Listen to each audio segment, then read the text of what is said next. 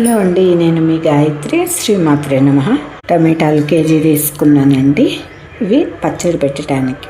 1 kilo టమాటాలకి 1/2 kilo ఉప్పు, చిటికెడు పసుపు వేసి ఫస్ట్ అయితే కడిగి ఆరేదాకా తుడుచుకున్నాను, ఆరబెట్టాను. ఇప్పుడు వీటిని చక్కగా 4 ముక్కలుగా కట్ చేస్తే చాలండి. అన్నీ కట్ చేసేయండి. ఇప్పుడు వీటిని దీంట్లో వేసుకున్నాము. మధ్య మధ్యలో ఉప్పు కొద్దిగా పోసి మళ్ళీ ముక్కలు వేద్దాము. ఉప్పు, కొంచెం పసుపు. చూసారు కదా, కరెక్ట్గా దీనికి సరిపోయింది. ఇప్పుడు దీన్ని ఎట్లా అంటే కొంచెం లోపలికి పోతాయి.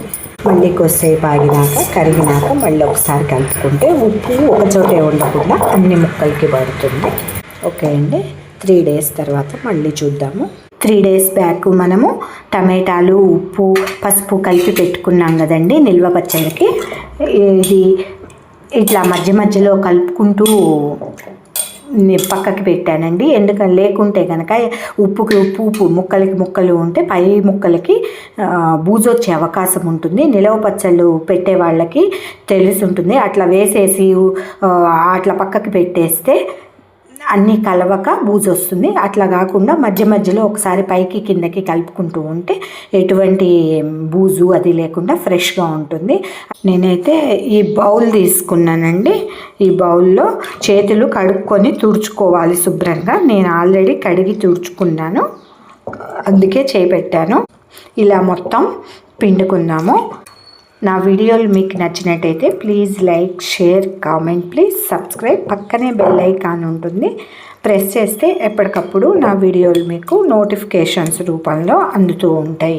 ఇదిగోండి, ఇవి చక్కగా గట్టిగా పిండుకొని పెట్టుకున్నాను. ఎండొచ్చినప్పుడు ఒక పెద్ద వెడల్పాటి ప్లేట్లో అయినా ఎండబెట్టుకోవచ్చు. ఒక మంచి పేపర్ మీద, ప్లాస్టిక్ పేపర్ మీద అయినా వేసి విడివిడిగా వేస్తే తొందరగా ఆరుతాయి. అట్లనే ఊట కూడా కొంచెం సేపు ఎండలో పెట్టుకోవాలండి. కిలోకి 1/2 పావు చింతపండు పెట్టుకోవాలండి. దీంట్లో చింతపండు వేయాలండి. ఇవన్నీ ఈనెలు గింజలు లేకుండా ముందే నేను తీసి పెట్టుకున్నాను. అంటే ఊటలో నానాలేదు. ఇవి మాది వరంగల్. మీరు ఏ ఊరు నుంచి చూస్తున్నారో కామెంట్ చేయండి. పచ్చడి ముక్కలు ఎండబెట్టాను కదండి టమాటాలు. అయితే మాకు మబ్బుగా ఉంటుంది. టమాటాలు మొత్తం మిక్సీ పట్టేసుకున్నాను. ఊట అయితే చాలా సాఫ్ట్గా మొత్తం మెత్తగా పట్టుకోవాలి. ఇది గ్రేవీ కూడా మొత్తం పట్టేసుకున్నాము. ఇది ఆవాల పొడి నేను 1 స్పూన్ వేసుకుంటున్నాను. అట్లనే మెంతి పొడి కూడా 1/2 పావు కారం పోసుకోవాలి. ఇది నేను వెయిట్ చేసి పెట్టుకున్నాను. ఇంతేనండి టమాటా పచ్చడి, నిలవ పచ్చడి పెట్టుకోవటము.